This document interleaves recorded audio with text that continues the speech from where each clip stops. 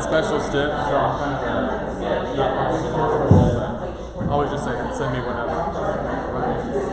You got it.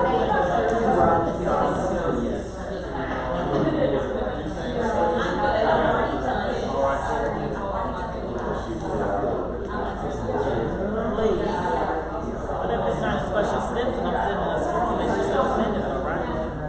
You can just send that form. That's fine. Oh, I see what you're saying. I just always just write it and stuff.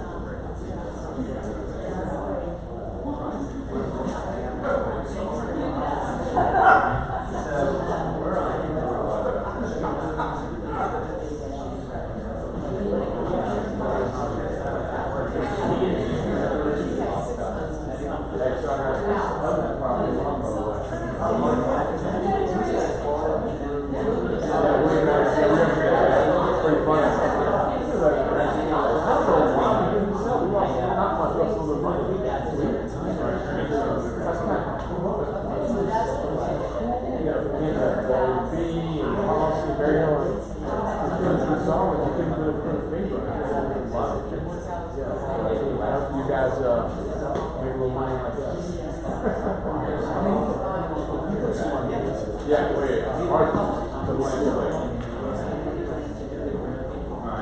There's a lot of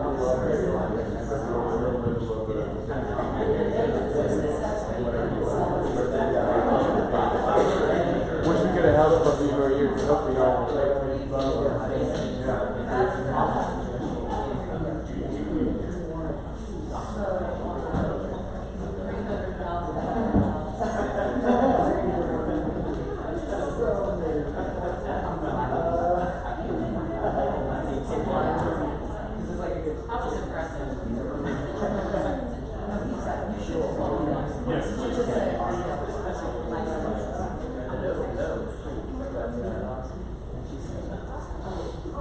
Hello. I always feel weird when I'm using the mic because I feel like I'm screaming. But hey, how's it going? My name is Lars with Ribbon. Who here has heard about Ribbon? Maybe attended a presentation before? Oh, we got one. I know we've spoken on the phone. So cool.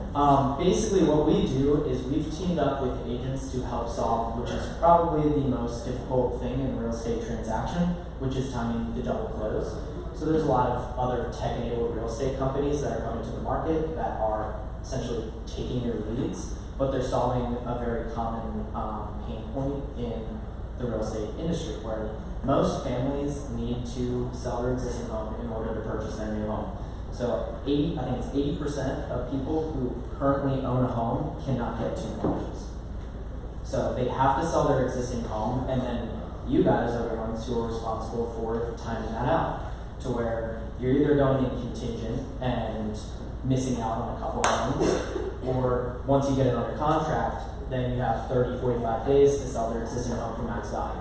And that's why programs like Open Door, Zillow, all of these other tech companies exist, is because there's a pain point. People need to sell their homes quick and get that cash and equity out so they can then purchase their new home. So we're the first program to come to market that is specifically designed for agents to help solve this problem. So we do not cut into your commission, and this is a tool that you guys can use to speed up the transaction, which will then mean you get paid more often and more frequently.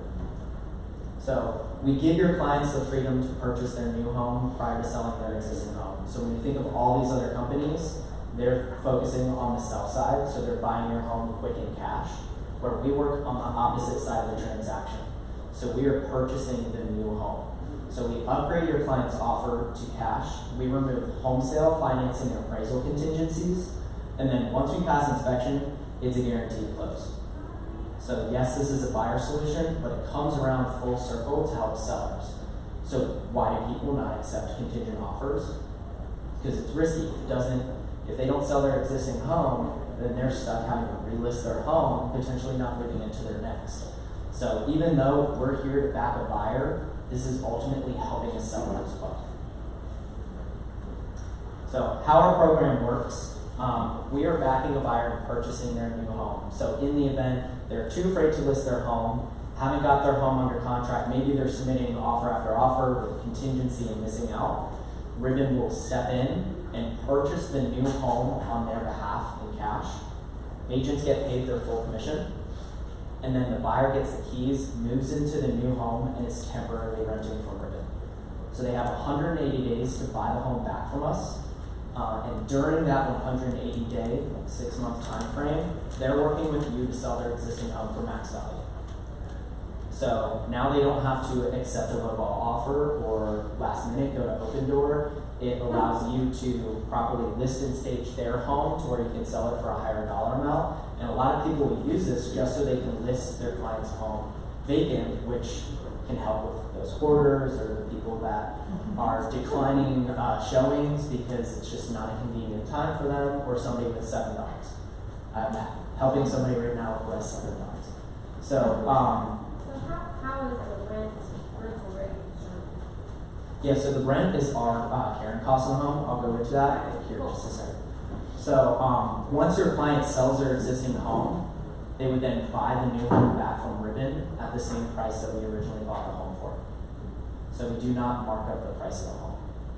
So that's kind of a mouthful as to how our program works. 2 easy ways to understand it is Ribbon is your rich uncle.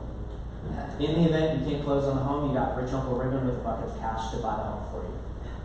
Another way to explain it is the credit card. Credit card allows me to go to Target after work, pay for my groceries now, even though I may not get paid until next week. Once I get paid, I then pay off my credit card bill. So essentially, it's the credit card for real estate transaction. So why would a buyer use this?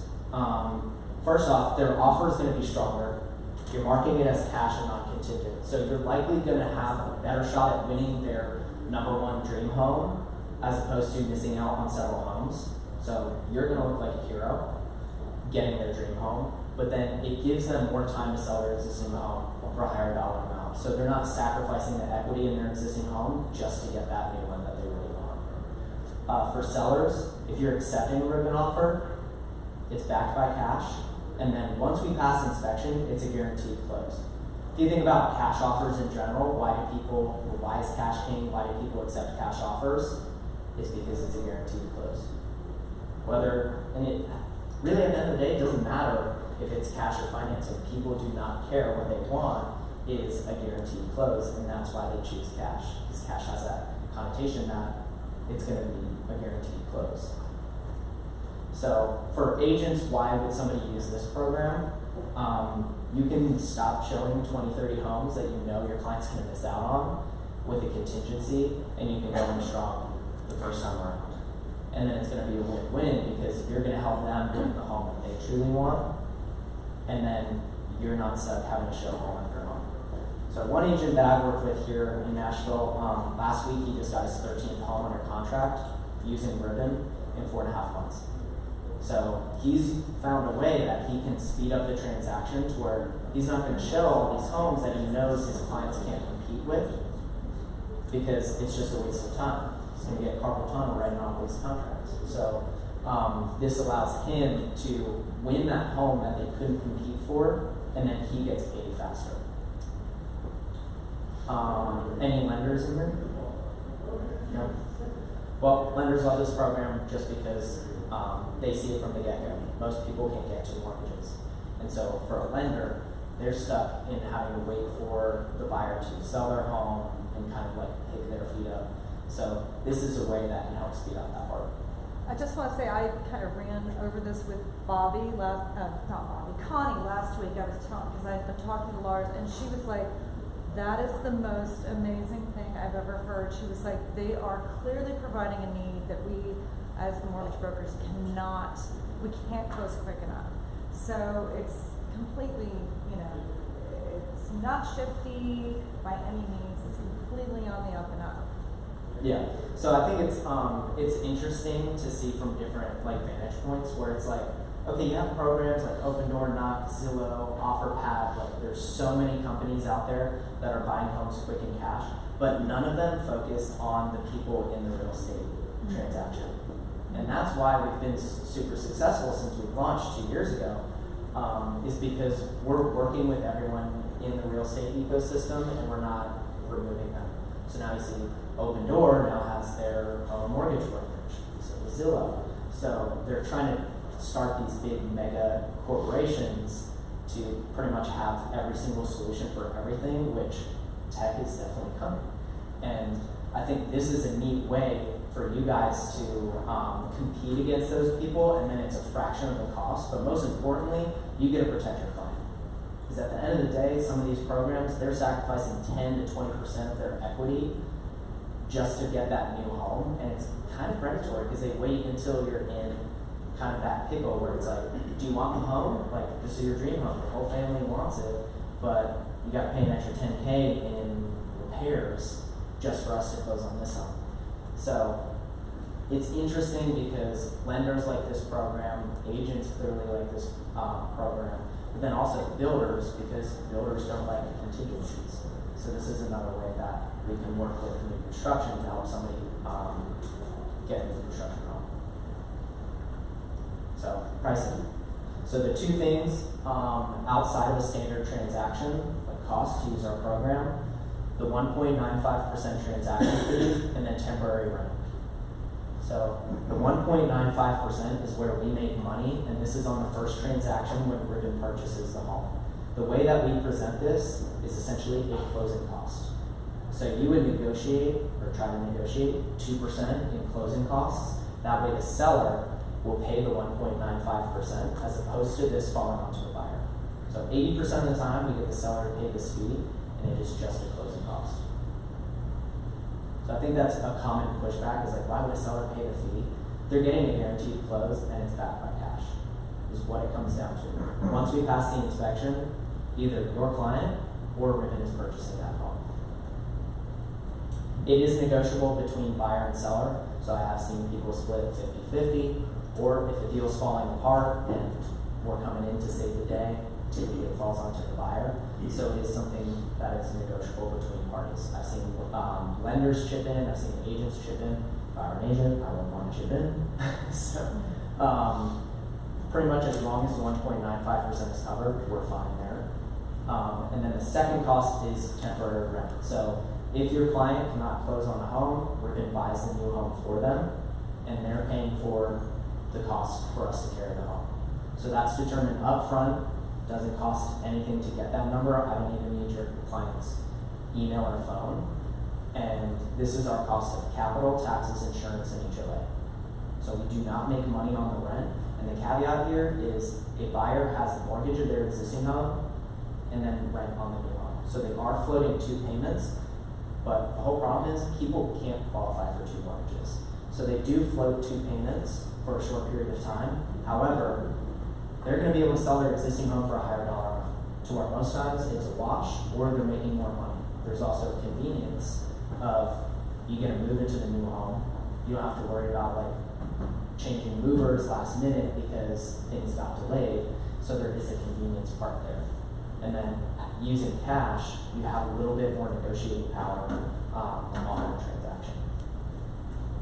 So that's determined up front. There's no minimum rental requirement unless you have an FHA loan. So just connect with your lender.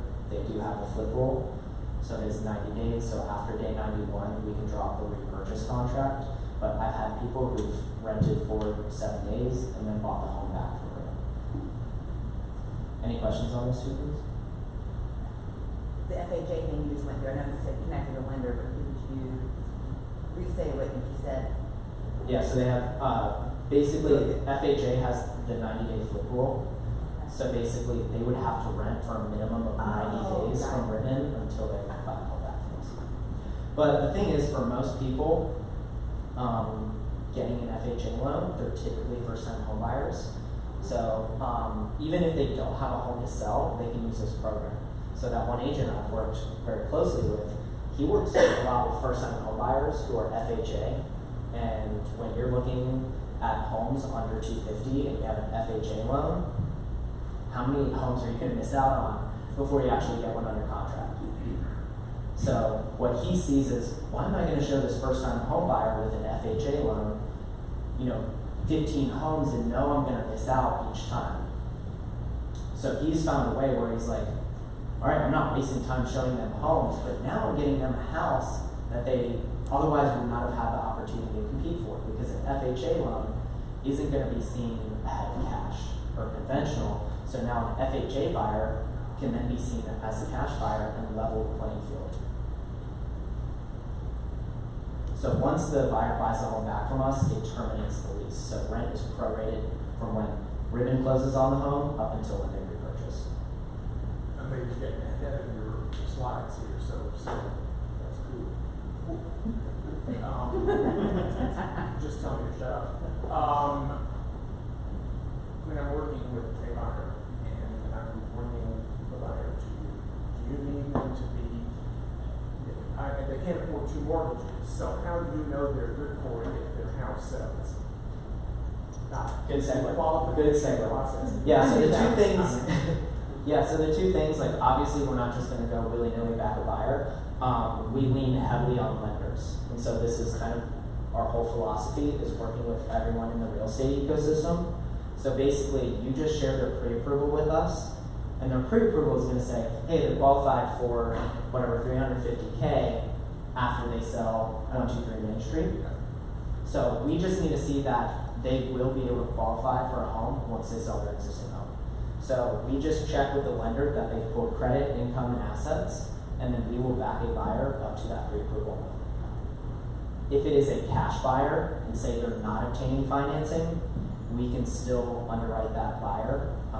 We'll have to check their credit, income, and assets as well. But basically, if this is somebody who's moving down, maybe they're in a $600K home and they want to downsize, and they're going to be purchasing in cash, we can still qualify a buyer that way. But I would say in most cases, somebody is just sharing a pre-approval letter.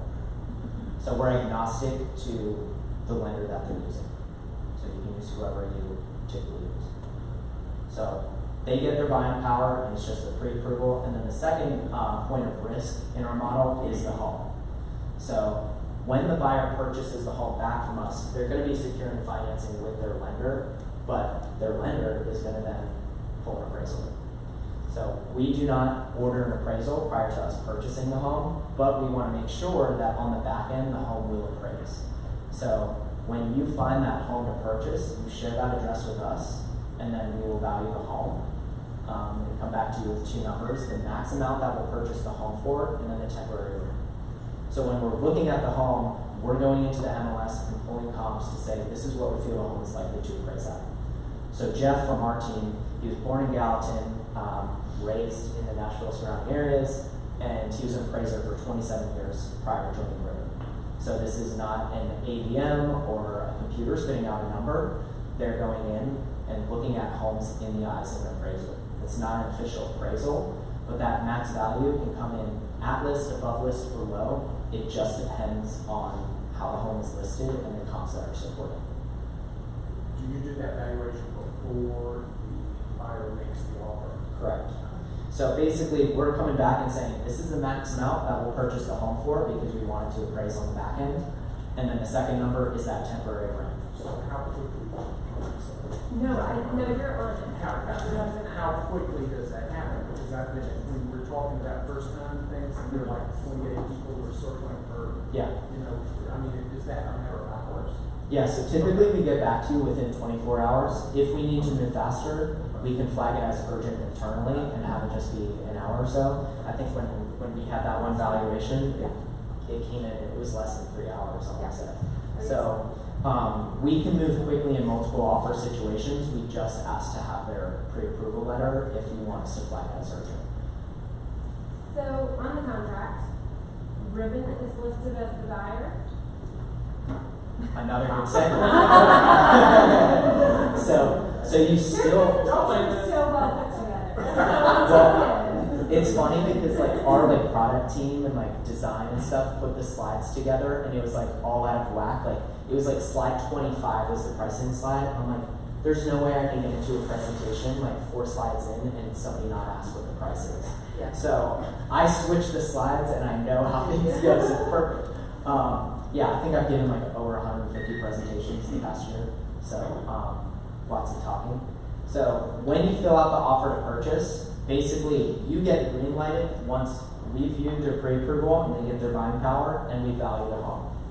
So we can move quickly. I've gotten an email at noon on a Saturday and we had an offer out and accepted, spoke to the buyer, buyer's agent, listing agent, accepted by 3. So we can move quickly. So when you fill out the offer to purchase, it's still written in your client's name, so it's still John and Jane Doe. And it's still deeded to our clients as well. And maybe title is the one who does all this. So you fill out the offer to purchase like you typically would, because essentially we're going to be adding an addendum to the offer to purchase, which assigns the contract to Ribbon. Okay, cool. So it states, in the event that John and Jane Doe can't close, Ribbon will step in and purchase the home on their behalf in cash. And basically, John and Jane Doe is the buyers. When it comes to the offer price, you guys negotiate that as long as it's at or below our max value. And then we ask for a minimum of 1% in earnest money. And the reason why we do this is it's the buyer's skin in the game to purchase the home back from us. So we view the earnest money as a security deposit. There's no additional security deposit when it comes to the rental portion of the home. We can close in as little as 14 business days, but that's still negotiable up to you guys. So if you want to take 30, 45 days, take more time to sell their existing home, you can do that. And then the most important part is you mark your offer as cash and not contingent. So this is what's going to make your offer more competitive. And the reason why you can do that is because you're adding the addendum to the offer to purchase. So in seller paid closing costs, that's where you would negotiate, whatever, round up the 1.95 to 2%. You would try to negotiate 2% in closing costs. That way the seller's paying the fee as opposed to this falling onto the buyer. And then in section 17, you would just write Ribbon offer addendum, and then you would attach that to the offer to purchase. Any questions on that? Do you have a sample of the addendum? Yeah. So all of that's available on our website, and I'll give out this iPad. So It's in your email too, that went to all of them. I'll hand out the iPad so you guys can sign up. Sorry, one more question. On the inspection, so it's not totally not contingent, it is contingent on inspection. Right. So, 7 days, great, but I assume my buyers still operate as if it were their home. They get to decide what's important from that inspection report. What if some really bad stuff comes up, but they're worried about losing the house? Is Ribbon still okay with buying that house with them? So it depends. So obviously we don't cover the inspection contingency, and this is out of protection for everyone. Because if a home has severe structural damage, in most cases a buyer would want to walk. In that case, we would walk too, because worst case scenario is Ribbon stuck with whatever $400,000 home with structural damage, where we would take a hit trying to sell the home. So when it comes to the inspection, if the buyer does not like anything on the inspection or decides to walk, as long as it's within the inspection period, we'll walk as well. There's no cost for it to the buyer. When we're looking at the inspection, we just want to ensure that there's no big ticket items like the structural foundation, but we want to make sure that the home is safe. Because we do temporarily become a landlord, and we want to make sure that while they are tenants, that the home is safe. Because if there's exposed wiring and little baby Johnny trips over wiring, who's going to get sued? And we want to make sure that the home is safe. So when we look at the, you go ahead and order the inspection, use whoever you'd like, and then share that inspection report with us. And we're going to say, these are the items that we need fixed. We're not going to beat you over the head with it. I would say in most cases, it comes down to smoke detectors. So we're not saying, hey, you got to change out all the doorknobs. We just want to make sure that the home is safe when they move in. So there may be a few items, but they're typically things that we can easily negotiate. So you can still make an offer on it as is, being sold as is, because it may just be that the seller doesn't want to put any money. And as long as the house is structurally blah, blah, blah, blah. So it's not that you flag it when somebody says selling as is, you're like, oh, we're not going to do that. Mm-hmm. You can still proceed representing your buyer for an as is property. Yeah, and I'd say most of the time when people are selling it as is, it's because they just don't want to do Right. the Right. repairs. And that's fine. I would say most of the time when we're asking for repairs, they're not things that people are going to blow the whole contract up over. So if it's as is, that's okay. There just may be a few things that we would need fixed prior to us purchasing the home. I don't know. The buyer, can they actually perform or oversee or pay for the repairs? Mm-hmm. Okay.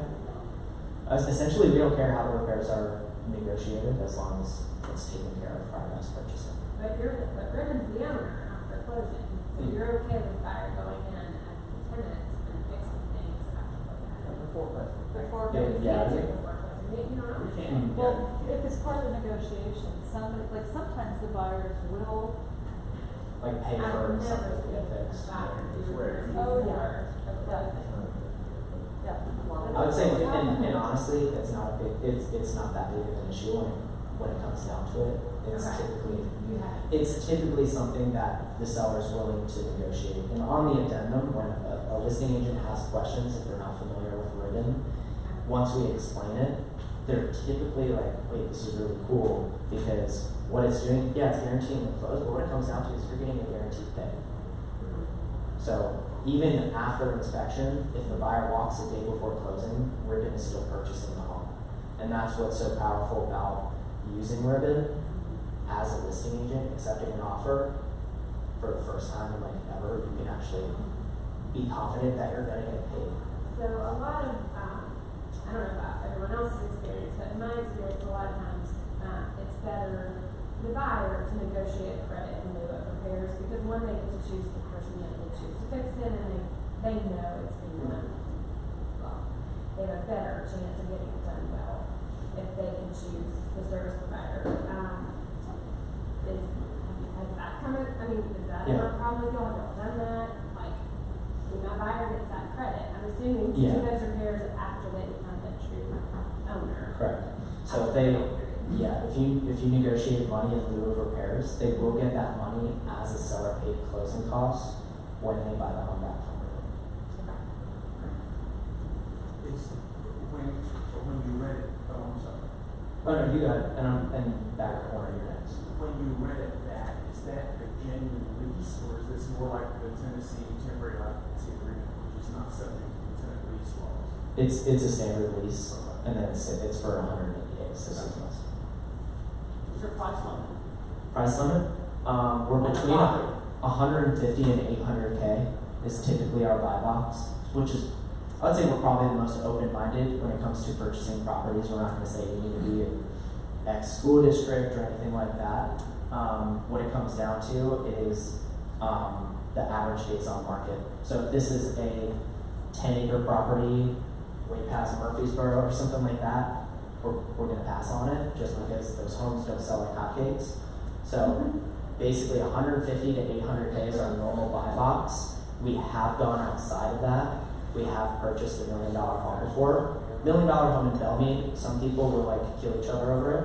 $1 million home in Franklin might sit for a while, and that might be higher risk for us. So in some of those scenarios, it's a case-by-case basis. So full transparency, we bought a $1.6 million home in South Charlotte in a gated, like private gated community. There was a mandatory $70,000 golf membership, and the buyer did not buy the home back from us. So, so yeah. Whenever we hear 8304 Markcliff, everybody's like, man, we're just losing money.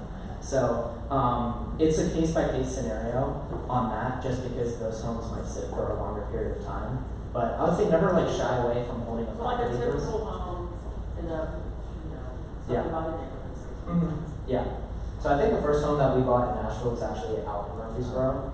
I had one in Portland 2 weeks ago, so I mean, we pretty much go right around everywhere, as long as it's like at or below 4 acres. We've done some at 5, but it's going to be over that. There's going to be a higher chance that we're going to pass it down. You just mentioned this house that the buyer did not buy back from you. What holds the buyer to the deal? I mean, it seems like you're. Yeah, so what's in it for, or I guess what's their incentive to buy the home back from us?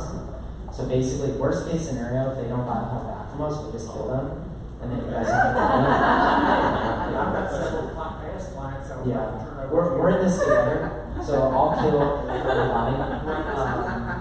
And then you guys, I don't know, you can list the home, I don't care. But no, really, worst case scenario, their earnest money, that 1%, is their skin in the game.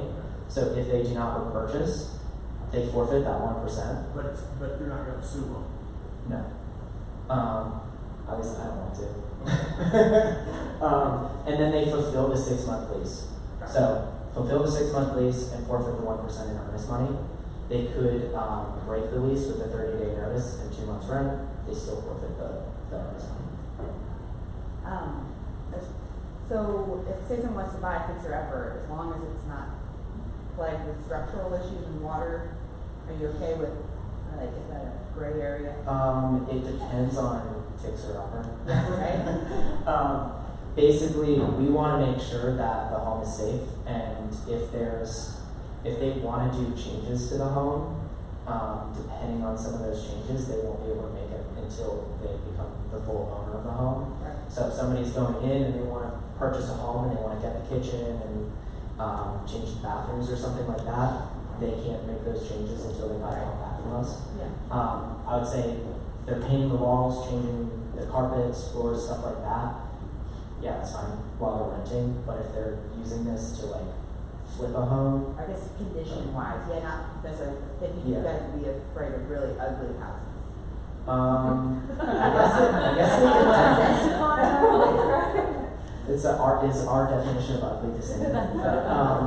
I think really what it comes down to is if they're gonna, as long as the home is like safe and it's not like not finished or Right. something like that, it should be fine. But I'd say if somebody's using this to flip a home or like make severe adjustments to the property, it's probably not the best fit. And so I think another question that might stem from that is, do we work with investors? No, and the reason why is our goal is to make homeownership more achievable. And even though we solved the like home sale contingency, we actually started off trying to help first-time home buyers because they were all missing out to other cash buyers. So just like market stats in the past 8 to 10 years, there's been over $1 trillion spent on investment properties. So this is the top 1%, Wall Street, that are buying all these homes. They're buying them in that perfect first-time home buyer price range. And when they buy these homes, you don't see them for 25 years. And that's one less home off the market. It's already low inventory. So now there's less inventory, more people fighting over the same home. So now Lars with an FHA loan, how am I supposed to compete when there's 20 other buyers and some of them are cash or some of them are conventional, maybe something that has more attractive financing. So the reason why we don't work with investors is because we want to stay true to our mission of helping families become homeowners. Yeah. So I've got a question, and I don't even know if this really kind of pertains to that. And I don't know if you give me an option. So say I've got somebody who's looking at a new construction, like some of the new construction things that we have coming on, like, $200,000 or whatever, and that's what they can afford. But they don't have the $10,000 down payment that is required to hold that new construction until it's finished. Is that even, and they don't have that, they have not sold the house. Is that even something that you guys can help out with to go through, to bridge the gap between Yeah, so the payments that they need to hold that new construction because that's what they can afford? yeah, so with some new construction, because I mean essentially it's a guaranteed close, and that's what it comes down to. Like obviously there's still the inspection contingency.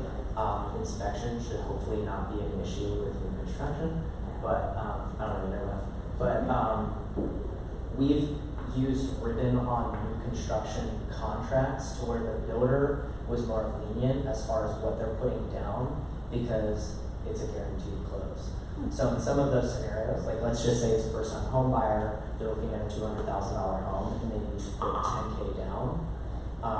We have been able to negotiate with the builder, hey, let's have a lower deposit because Ribbon's going to buy this home anyways. Or if the buyer You said new construction, so I wasn't sure how we were the name on account with the new construction. Because I've got some people that were interested in, say, the 1041 that were flat, we got over $3 million. I can't come up with a $10,000 deposit. I guess I'm just kind of looking for something else because I want to get that check or whatever. So I'm trying to figure out if this could possibly be some type of option. Yeah. One of our account managers in Charlotte used Ribbon for a new construction home, and she's a first-time home buyer. And I can see you guys how we cannot do a VA one. Like, because usually VAs are putting zero down on it. We're perfect for VA. Are you? Yeah, because most people, like you can actually get 2 VA loans, but I'd say most people can't qualify for it. And if you think about it in general, it sucks. Like you get these awesome benefits after like sacrificing your life for our country, and then your offer gets declined because VA inspections are annoying or appraisals, and people don't want to accept a VA loan. That sucks after somebody's like served our country. But this allows them to mark their offer as cash. So now a VA buyer is more likely to get their offer accepted. And if they currently have a VA loan, in most cases they can't get a second VA loan, but they want to take advantage of having the zero down. Basically, we can buy that new home once they sell their existing home, then they can reap the benefits of their VA loan when they buy one back from us. And they still need to do that 1% earnest money, so that's everything. But Correct. otherwise they may probably get that back and closing. Yeah. That back for me.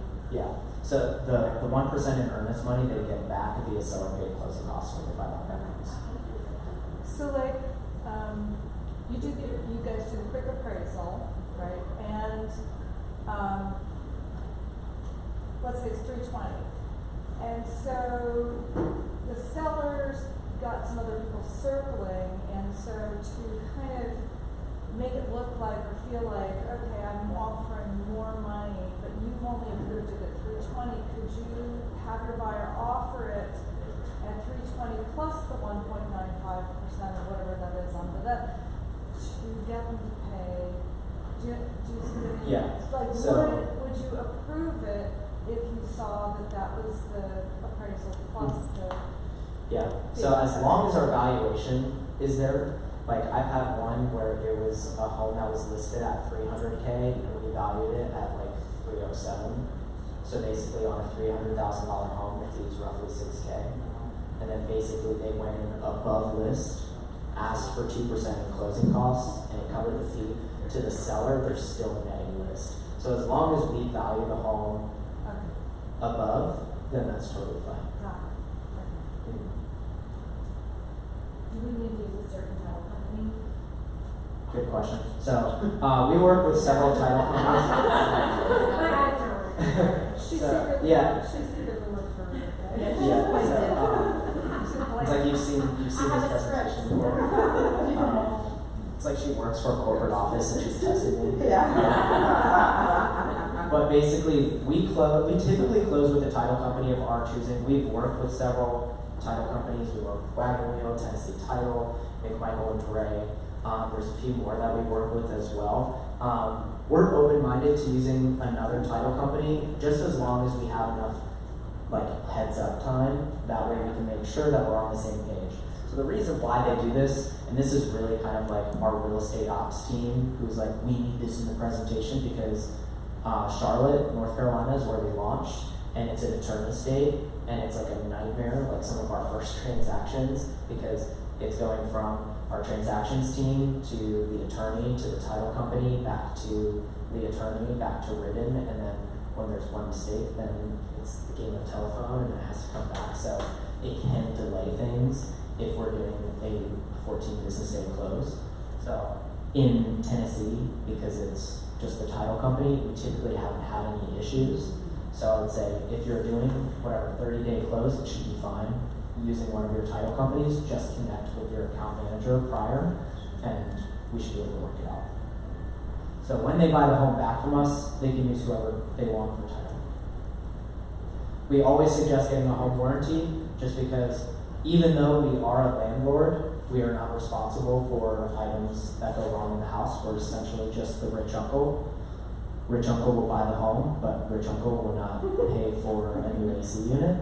So most cases, I think we've had 3 complaints and we've purchased over 400 homes. And some of those complaints were there was hair in the clubhouse pool. Wow. Buyers are crazy sometimes. But then there was some other scenarios, like one there was a pipe burst or something, and we worked with that buyer to make sure that everything was okay. But I would say always try to negotiate the home warranty. It's just out of protection for everyone, but typically we don't see many issues there. But the buyer is responsible for anything in there. If a light bulb goes out, they're not coming to us. Most of them are treating it like their own home. They're probably the best tenants that any property management company has, just because they have skin in the game and they view it as their own home. So say the buyer gets stuck with the cost for home warranty, do you guys just recharge that to them when they repurchase it? Does that cost move forward to repurchase? Yeah, I would say typically it gets put, if they're paying for it, they would pay for it up front. And then we would just get added as a co-buyer on the policy. That way if anything happens while we own the home, we can still use that. So they would pay for it outside of closing? Yeah. And then inspection, you order the inspection, share that with us, and then we're looking for those high ticket items, and we just want to make sure that the home is safe. Any additional items that you want to negotiate, cosmetic, whatever, still fight for your client like you typically would, treat it like a standard transaction. I would say when you get the inspection, look at the items and just say, all right, this is what we're likely going to negotiate, and then share it with us. And then once we review and come back, most cases what we ask for is going to be on your list of suggested repairs. Any questions on that? So once we pass inspection, either your client or Ribbon is purchasing the home. So that's the most important part, is that it's a guaranteed close. So as far as the timeline goes, once the offer gets accepted, they still put down the 1% in earnest money that goes into escrow, like a standard transaction, whether the title company is holding it or the brokerage. Treat it like a standard transaction. Order the inspection. Once the inspection comes back, share with us. We will ask for termite as well. If there's a basement, we will ask for radon, and then we'll come back and say these are the items that we need fixed. There's been some where we don't even need any fixes at all. A day before closing, we will collect the first month's rent from the buyer. So that's prorated. So if we're closing on the 15th, their first month's rent is from the 15th to the 30th. And then on closing day, Ribbon purchases the home. We pay for closing costs. So we pay for our own closing costs, and we do not roll that over to the buyer when they purchase from us. So in that 1.95%, we are covering our own closing costs to where profitability-wise, we make 0.7% on a transaction roughly. So for us, it's a volume game. The more people that we can help, because we're not making a ton of money on each transaction. So I'm assuming you would like us as agents putting together contracts and ask the seller to pay for their title expenses. Yeah, so basically if seller's paying title, when the buyer buys back from us, seller pays title. So we keep it for the same terms and conditions. So if buyer pays on the first transaction, essentially that's Ruben, then the buyer's going to pay when You they don't buy that. necessarily need us to negotiate that title expense. If we don't get it, we don't get it. Yeah. I would say in most cases, like on standard resales, I would see that seller paying title has been pretty, that's been pretty common. So basically, if seller pays title when we buy, seller pays title when they buy. Seller would then be moving. On that first closing, best day, you guys get paid, and then we collect the 1.95%. Typically, this is coming from the seller, so on the Alta, it'll just be reflected as an additional settlement charge from seller to Ribbon, and that's just taken from the closing costs. Yeah. So the first purchase and sale, it's under our client's name and same on the deed, but there's an addendum, so if their name's on a deed twice essentially, or how does? Basically, the addendum assigns the contract to Ribbon. Okay. So when we purchase the home, title and deed is going to be in Ribbon's name. Okay. Gotcha. If the buyer's contributing to the fee, we collect their portion a day before closing along with their first month's rent. Okay. So on the first closing, typically that's, a big special day when buyers are at the closing table and everyone, it's a big deal. Is that not Popping happening? bottles. Popping bottles, yeah. Does that not happen at all? Or I guess just have a separate party somewhere and be like, woo, we're Yeah, closing. so the buyers don't actually have to show up to closing. So I would say like it's a little bit more chill, I would say. I'm pretty chill. I like to keep that within the company. Chill vibes all the time. But basically, we do everything electronically, so you're responsible for just negotiating getting the keys from the seller and then providing that to the buyer. So they can move in once we close on the home. We guarantee the closing, not the recording. So if closing's at 3 p.m., I would say maybe move in the next day. That way you're not stuck with like movers outside. I've gotten that call from a buyer at 10:30 at night saying that she's been sitting in the driveway since 1. And I was like, who's your agent? And her agent was MIA. I was like, oh, but yeah, that was a messy situation. But I would say move in the next day, just because it's gonna be a lot less stressful, and it's always better to come to your client saying, hey, you can move in a day early, than calling them and saying, hey, push the movers back till tomorrow. We're not gonna get the keys. Let's say typically we don't have issues there, but moving a day after closing is always like strongly suggested. So they get the keys, they move into the new home, they're temporarily renting from Ribbon, and then you're working with them to sell their existing home for max value. So what a lot of people will do is use this to solve the same exact problem that Open Door solves. Why do people use Open Door? They want to sell their home quick, but they also want to sell it and not have to be in it, and they don't want to have to worry about showings. So for all those people that have 7 dogs, or if you're like my grandma and you have like 45 pictures of all your grandkids on the wall and you refuse to take it down, and now you're stuck as an agent saying like, oh, I could sell it better if you like let me depersonalize. So basically, a lot of people will be able to sell their existing home for a higher dollar amount if you can get their stuff out. And the proceeds that they make on their home there cover their rent. On average, people are renting for 2 months. And let's just say rent is roughly fair market rent. So let's just say it's 0.7% of the purchase price. So they rent for 2 months, whatever, 1.5% is the cost to them if the seller's paying the fee. That's not that big of a deal when they're selling their home to Open Door and losing 10 to 20% of their equity. So there is a payoff, and sometimes it just takes kind of like stepping back and seeing the overall picture, where you get all the convenience that you get from using one of those companies, but you're likely going to end up ahead financially. So on a $300,000 house, rent? Yeah. So I think. Approximately. Yeah. I had one that was like $315, maybe like a week or two ago, and rent was like $2,100. So do you have, I mean, does your in-house appraiser guy, does he also do rental comps, and that's how you determine rental rates? How will, because you know our buyers, that's gonna be one of their main questions, Yeah. right? So how can we tell them how and when that amount's gonna be determined? If we're like, hey, this house just went on the market, got an offer back on the at 5, how can we have those unknowns known? Yeah, just share the property with us and we can get that valuation. I would say there's a solid amount of agents who will come to me and they'll share a property address and say, hey, I'm gonna like present this to a client. And they haven't even told her, they've like maybe said like, oh, there's this company Ribbon. And basically they'll just come to them and be like, oh, here's the rental number, because they were proactive and got the numbers up front. So we don't like need anything from your buyer other than their first and last name and then a property address. We're not going to reach out to your client. Most cases, people don't even share their contact info.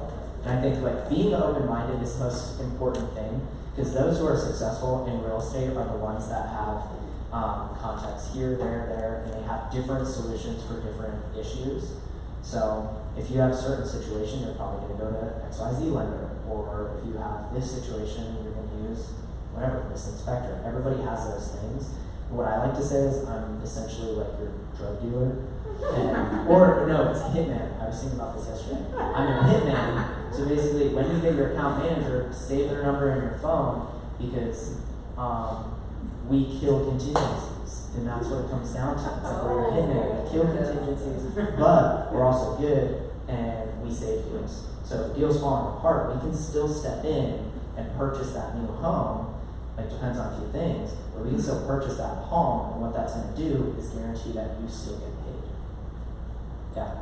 So is there a minimum time that they have to rent? Say, hey, we got their house, we went ahead and bought this one and we got their house under contract that way, but we're supposed to say 2 weeks later or 3 weeks later. So they just rent, so they only need to rent it for 2 weeks.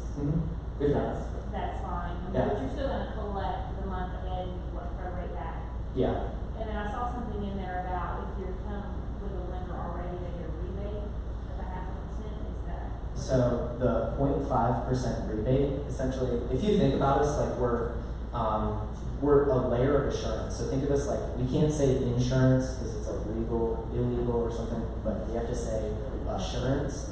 It's like an assurance policy on your home. I have to like emphasize it, or like, I don't know what's the word, like appreciation. But assurance. Yeah, because she's testing me because she's with corporate. So basically, it's like we can help you get under contract, and then if you don't sell your home in time, that's okay, because Ribbon's going to still reserve it for you. If you sell your home, then you close on the home like you typically would. That's why the contract's still written in their name. So that's the best case scenario, is we help them win the bid, and then they sell their existing home and they can close on it. So basically, if they can secure financing, it would be silly for us to close on the home, incur all of those costs, and then next day turn around and sell it back to them, and it's just And like we're okay paperwork with sense. pushing the closing date back. I mean, like, Yeah. it's not just you have to close by the original closing date. It's, oh wow, we really can line this up if we I've had somebody do back that. 2 weeks. Yeah. So good example of that. So basically, if they close on the home prior to Ribbon, they will get 0.5% rebate, basically coming from the fee. Because at that point, we never incur all the costs it takes for us to close on the home. So we're essentially getting 1.95% profit, which my finance team is like, yeah, do that every time. But in most cases, we're buying the home. So we collect the 1.95% on closing day, and then we'll turn around and provide a 0.5% rebate to the buyer. So I had an example, I would say this was like a month and a half ago. Somebody was relocating from Kentucky, and buying a home in Gallatin. And he knew that his home in Kentucky was going to sell fast, but what he wanted was, he didn't want to be homeless, but he wanted to know where he was moving first. I would say that's most cases. A lot of buyers, like I said, the whole like 80% need to sell in order to buy. Studies show that they actually want to buy first, but they can't. So they're stuck in having to sell first. So what he did was he used Ribbon just to get under contract on a hot property in Gallatin. Seller paid the fee, and then he turned around, once he got under contract, turned around, listed his home, sold it, like got under contract in 3 days. And so we were going to close on the new home in Gallatin on the 15th, and then he lined up closing for his home in Kentucky on the 14th. And so basically, they closed on the 14th, and then they just bought the home on the 15th. Ribbon never purchased the home. He never paid rent to Ribbon. And then after closing, we gave a 0.5% rebate to the buyer. How does that benefit you? Because we just get 1.45% profit. And they didn't. That's a best scenario for us. But I would say most cases we go into it knowing that we're going to buy the home. Because a lot of people are using us just to get under contract. And then they're like, okay, now is the time to sell the house. So if the house gets under contract and there is a closing, whether they buy it or you guys buy it, well, if they buy it, there's 1.45 minimum percent no matter what, just so they have the assurance of using you guys. Yeah. Because likely they would not have gotten under contract had we not wrapped them. So another example of this, so my colleague Mike, who just joined Ribbon like a month and a half ago, he was actually on Remax Advantage team, and he used Ribbon to get under contract on a new construction home. And basically, the seller was paying 2% in closing costs, so they went 2% above, asked for 2% in closing costs. That way, the builder was paying the fee, and then he listed his client's home, and he got it under contract immediately. And then the buyer was like, "Oh crap! I didn't have to use Ribbon. I could have gotten those closing costs." So the buyer was upset, but then a week before closing, his existing home fell apart, and he was there to save the day. And so afterwards, the buyer was like, okay, I see this, like it makes sense. But basically, if they don't use our cash, they don't use our Ribbon, then we'll still collect the 1.95 on closing, but then we'll turn around and do a 0.5% rebate outside of closing. Yeah. It's really perfect for all relocation buyers that don't have a guaranteed buyout. It's perfect for that. My question is about lists. Do you have any requirements on the listing of their home? Do you run the valuation? Do they have to list it within that parameters of like whatever your valuation is? No. So we don't really take too much of a look into their existing home. They just need to know that they're going to have to like get it off their hands within that 6-month time frame. So if they have a 15-acre farm, just realize that you've got 6 months. If you're currently under contract, like a month out, representing a buyer, kick out, or 21 days to get your house under contract, can we still continue and change the contract? Yeah, so in those scenarios, and that's actually how we got into new construction. Our first new construction deal was they were under contract, they had lined up the 2 closings, and then their existing home fell through, but they still wanted the new construction home. So we stepped in after and closed on the home. In those scenarios, the fee likely falls on the buyer because you've already made negotiations done. The earnest trust money check that the buyer writes, they need to include the 1% to you and to the seller. Can they do that all on one check? So the 1%, they just put it down in earnest money like a standard transaction. So we don't collect their earnest money.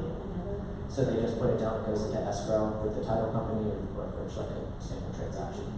Okay.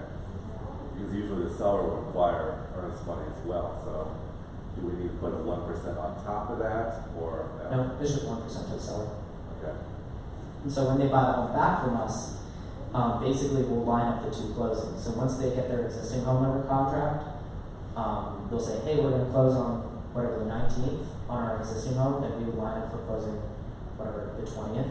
on the new home. And basically, when they buy the home back from us, it's the same exact contract price that we bought the home for. Ribbon is the seller, John and Jane Doe is the buyers. They do not put down earnest money because they've already done that. And then it's seller paid closing costs. They will get credited back 1% in earnest money. So, another scenario here, if you negotiate over 1.95%, let's just say the fee's 2%, 1.95 is ugly. Let's just say the fee's 2%, and you negotiate 3% in closing costs. So basically, there's going to be 1% left over. If you negotiate anything above the 1.95%, the buyer will get that credited back to them through seller paid closing costs when they buy the home back from us. So let's just say $300,000 home, you negotiate 3% in closing costs, Ribbon collects 2%. That additional 1% will get credited back to the buyer when they buy the home back from us. So they'll buy the home back at $300K, they'll get their 1% in earnest money, and then the additional 1% from closing costs on the original transaction. If somebody's like scraping by and needs every single cent of closing costs, might not be the best thing. I kind of went over this, 150, 800K, let's say on or below 4 acres is our typical buy box. If there's another property that, whatever, let's just say it's 900K. I had somebody submit an offer this morning at 900K. We've done it, it just depends on home to home. I would say we've purchased homes way older than 1975. That's corporate. So I would say like never like shy away from owning a property or sharing a property with us. We're, I would easily say, probably the most open-minded company when it comes to purchasing the homes. Homes that we do not buy, foreclosures, mobile manufacturing, modular, and then short sales. So a lot of the scenarios that we're working with is a move-up buyer, and the reason, like I guess the whole start of Ribbon, actually our CEO, his parents were immigrants from India, and when they moved to California from India, it was like illegal for them, or they could not get a mortgage. So it was like discriminatory against minorities that they could not get a mortgage, and it took them so long to get a mortgage on a home. And so once they finally got a home, then like that was such a painful process. But then there was also other immigrants moving, and cultures stick together when they're in a different country. And what they ended up doing was they would buy homes for other immigrants. That way they can get into a home. They don't have to worry about renting. And basically his dad was like, I'll buy the new home for you. I'm going to own it, but you're going to pay the cost for me to carry that mortgage. So you're going to make a mortgage payment. And then once you get everything tied up and you can get a loan, you buy the home back from me at the same price that I bought the home for. So it's like kind of heartwarming how it started. Was like he was doing this to like literally help other immigrants, because the more people that we can make homeowners, especially like the first time home buyers, like that's the first thing they say to like actually like build like wealth is invest in real estate. And I'm sure everyone here is probably passionate about it. If you're not, what are you doing? Like high level, this will make a stronger middle class.